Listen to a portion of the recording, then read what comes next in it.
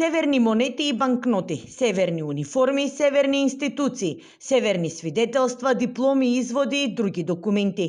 Македонија се истрача и спроведе речиси се, и тоа пред време, иако Преспанскиот договор предвидува преоден период за внатрешна употреба на новото уставно име. Издавањето на ваквите документи и материјали ќе започне при отварањето на секое поглавје на релевантното поле во преговорите со Европската Унија и ќе биде финализирано во рок од 5 години од тогаш. Ова буквално значи дека свидетелствата и дипломите требаше да станат северни, најдоцна 5 години по отварањето на поглавјето 26, кое се однесува на образованието и културата, но тие веќе се сменети. Над 130 институции добија налог да станат национални или северни, наместо македонски, иако и тие имаа простор да се приименуваат подоцна барем за внатрешна употреба. Возачките дозволи и сообраќајните книшки требаше да станат северни 5 години по отварањето на поглавјето 16, кој се однесува на транспортната политика.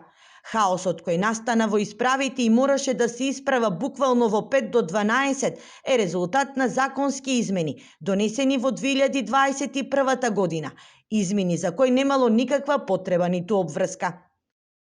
Возачките дозволи и возачките книшки, кои ги содржат надписот Република Македонија издадени до денот на започнувањето на примената на овој закон, ќе важат до истекот на рокот на важење, кој е наведен во возачката дозвола, најдоцна до 12 февруари 2024. За безредието да биде поголемо, иако законските измени се донесени пред 2,5 години, во меѓувреме продолжи издавањето и на возачки и на сообраќајни со старото уставно име. Истото се однесува и на пасошите и личните карти.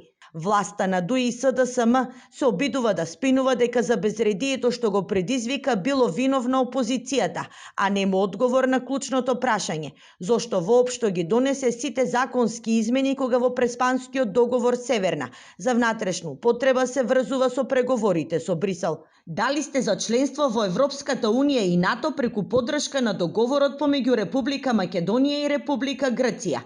Вака гласаше прашањето на неуспешниот референдум. Власта ја погази народната волја и го смени уставот, го избриша старото име, а засега нема ништо ниту од ЕУ, ниту од Република Македонија. Граѓаните наместо да добијат подобри перспективи станаа заробеници во сопствената држава, која не е способна да им ги издаде потребните документи.